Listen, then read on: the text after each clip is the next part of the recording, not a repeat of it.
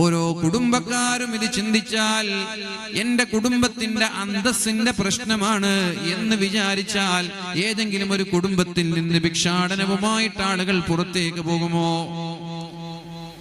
ഉണ്ടോ?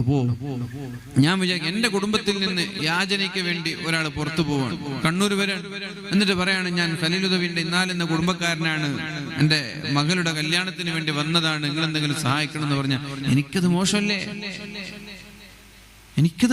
ഖലീലുദവിന്റെ കുടുംബക്കാരനാണ് ഞാൻ എന്ന് കണ്ണൂരിൽ നിന്ന് ഒരാൾ വന്നിട്ട് പിരിവെടുത്ത എനിക്കത് മോശമല്ലേ? അപ്പൊ ഞാൻ ചിന്തിക്കണം, എന്റെ കുടുംബത്തിൽ നിന്ന് യാചനയുമായിട്ട് ഒരാൾ പുറത്തു പോകരുത്, എന്റെ അഭിമാന പ്രശ്നമാണത്.